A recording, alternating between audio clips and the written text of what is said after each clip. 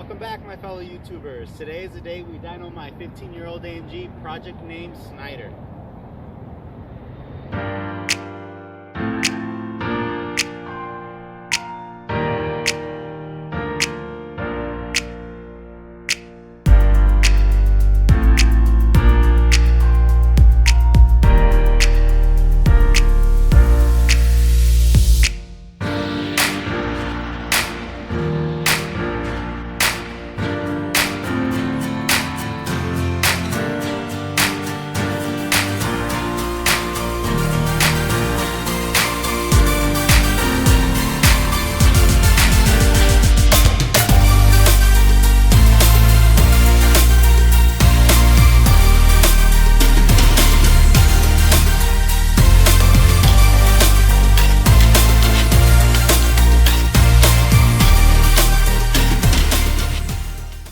Now the reason why I'm doing this is to get an idea what this SLK stock AMG motor is making, as I do plan to take it out into the track.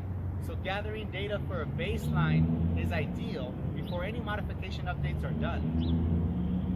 Now with that being said, the only maintenance that I have done on this vehicle is pretty much the basics. It's going to include your filters, oil change, transmission service, CPS sensor, and some gaskets and hoses, just to name a few. I only did that just to kind of make sure this thing is in somewhat tip-top shape, and it is for the most part. Now I haven't done anything as far as spark plugs, anything with the ignition or fuel line, because everything's actually pretty good. As I checked the recent history, it has been serviced prior to me actually purchasing it, so I didn't really need to touch that. And I do plan to, have a little bit of fun with it. So that's the main reason why I'm doing this, is to find that baseline, and mainly also so you guys get to see what this AMG makes 15 years later. Now this motor has 112k miles, so I'm kind of curious on how healthy and how robust the motor is, pretty much after, pretty much 15 years. With that being said, we're heading out to Patterson's Performance to use their dyno.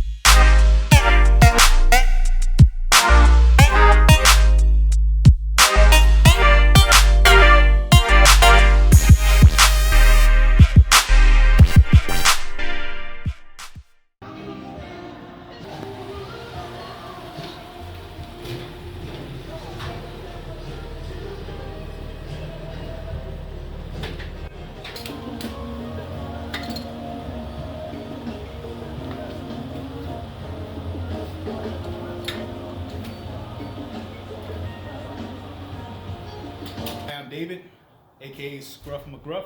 We're going to be dynoing a 2005 SLK55. We're here at Patterson Performance. This is calibrated for fifth gear. Fifth gear is 1-to-1. I'm kind of sick, that's why it's kind of... No worries, me too, man. I got over it. I got the sniffles too. Hopefully it's not the STDs. I get some fake dyno numbers today. Let's see what we can pull. Fake dyno numbers, all right. Let's try to make it over 9,000.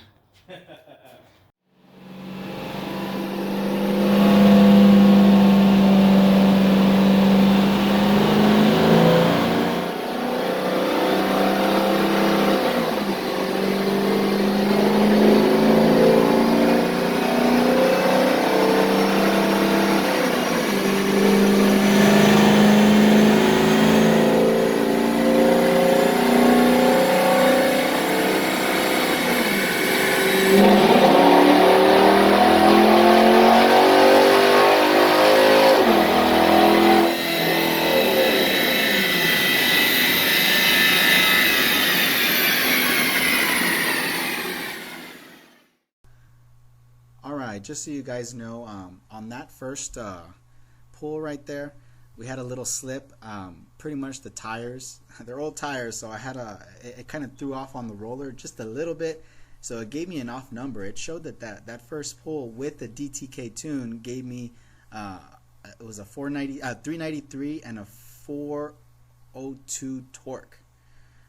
So 493 horsepower and 402 torque, which kind of threw me off big time. I'm like, there's no way this car's putting that power down to the wheels, let alone even with the tune. You know, obviously it's a stock motor. Now, just so you know, these cars make 355 horsepower and 376 torque from the engine, not to the wheels. So when I saw that, it kind of threw me off quite a bit. So we had to pretty much do another pull after that. I'm just kind of explaining to you guys in detail because I wasn't able to record afterwards because there's a lot of noise in that garage.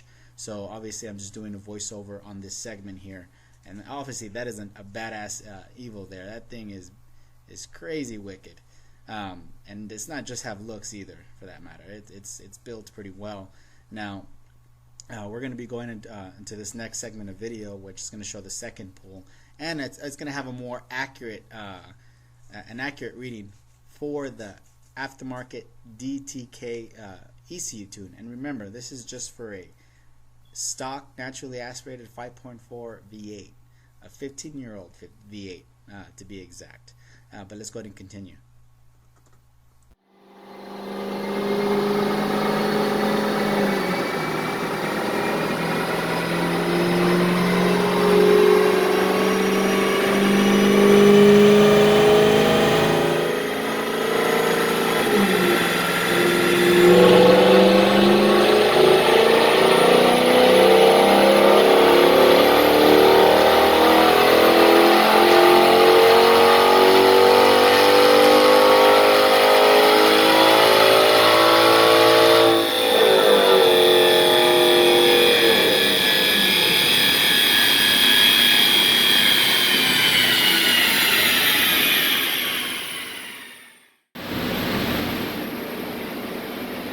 Oh, there you go. That's about right.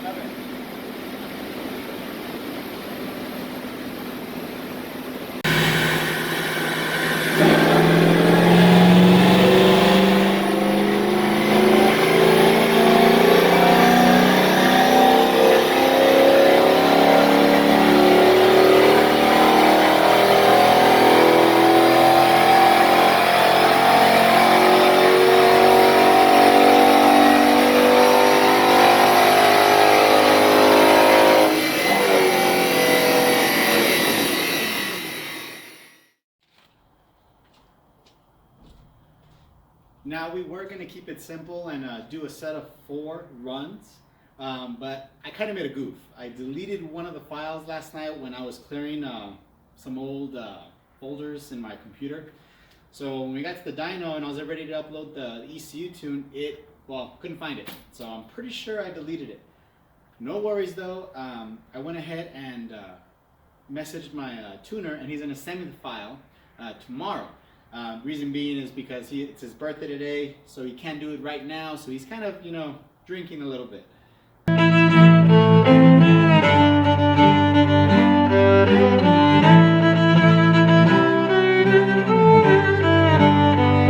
want to send me the wrong file, but that's good news there. Now the bad news is we just got to delay the whole process.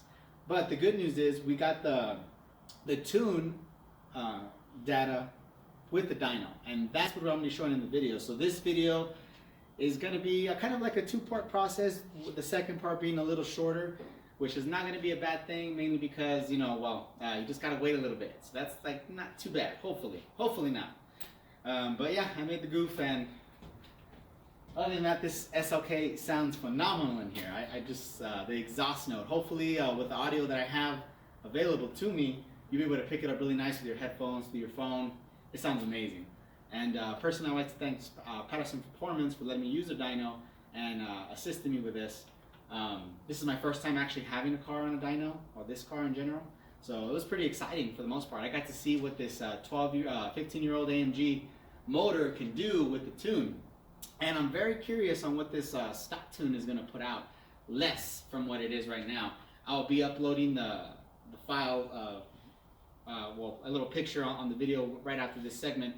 But just to kind of let you know, let me grab that file and read it out to you. So this file in general, now this is with the aftermarket, this is with the DTK tuned ECU. Now, keep in mind, this car makes 355, 375 to the engine. That's from the manufacturer. So factor in, you know, drivetrain loss, they say about 50%. I don't really know the variable on that, so quote me if I'm wrong. But, you know, I would like to speculate anywhere from the 260 mark for horsepower and 270 mark for torque. That's the numbers I was expecting from this car, from the stock ECU. We'll find out the next video. But with this tuned file, this is what it gave me. And this is from 5th gear, 1-to-1. Max power, 289 for horsepower. For torque, 310, which is very good for this car, because that will help me out on pulling out from a turn and accelerating and getting my speed back up when I'm on the track, which is actually pretty good. It's a nice balance for this little Miata size AMG. But yeah, that's pretty much what the DTK put out. On the next video, obviously, you'll see what the stock ECU will be putting out, and I'm pretty excited to what it's actually the outcome gonna be. Now, that was actually pretty exciting. I got to experience something a little different, and I got to see what this car produces with a tune. Now, unfortunately, like I mentioned before, we weren't able to pretty much test the stock ECU. But my tuner is going to be sending me that file. I'm going to be making another video with that updated segment. So it'll be like a part 2. Kind of weird because it's gonna be backwards with an aftermarket tuned uploaded and a stock tune right after, but at least you'll get to see the differences on this car. And we're gonna be kind of going in depth with this vehicle with what it's gonna need, so I can prep it for a track day at the ASR over here in Deming, New Mexico. It's a little further out here from El Paso, but for the most part, it's gonna be my first track day, and I have to get this vehicle in spec so it's approved so I can take it on the track, meaning brakes have to be a certain millimeter, have to be the rotors have to be in good spec, tires have to be good. I did everything else. I have no leaks, no nothing on this vehicle, which is awesome, minus the roof. I got a little leak here on this hydraulic latch above the camera, but it's nothing bad, and it has nothing to do with the track related stuff. But I just have to get it so I can do my first track run, get my first time, and then go back to the drawing board with the tune, get some headers, get it retuned, get suspension work done, some better tires, and see what the time does. I'm not sure how I'm gonna do it, if I'm gonna do it one per se, or just do it all and then do a track run. I might just do it like that. I might do headers and some better tires and see how that works. I'm not too sure yet. If you guys could give me some suggestions of how I should do this to see how this car improves after each run pass, let me know if I should do it one mod at a time, or do a certain selection of mods and then run a track lap and see if there's any improvement in accordance with the dyno run. Dyno run is not really going to be my main focus. It's mainly going to be my track times. I get to learn this vehicle more and get more fine-tuned with it. Reason being, I'm going to do my track run before I do any of that, those modifications, is so I can get more control of this vehicle and get more I'm more in tune with this vehicle. I get to learn it and feel how it maneuvers and how it reacts and responds, and then I can improve from there. This is something new to me, and I'm looking forward to learn from others, communicate with you guys, especially the ones that have more experience on this, whether it's on this platform, on the W211 platform. I like this kind of stuff. I get to learn, I get to experience it firsthand. I know I'm not the first, it won't be the last, but I like to share my experiences with you all, and just pretty much just share the excitement we get with working on these cars, and fine-tuning and changing, modifying, maintaining. You know, that's the whole process of this of my YouTube channel, is just my experiences with these two cars. You can subscribe if you like what you see. It gives me support, it helps me out, and it gives me motivation to continue. I love this. This is something that I enjoy doing, and I'm pretty happy to share it with you all. Take it easy.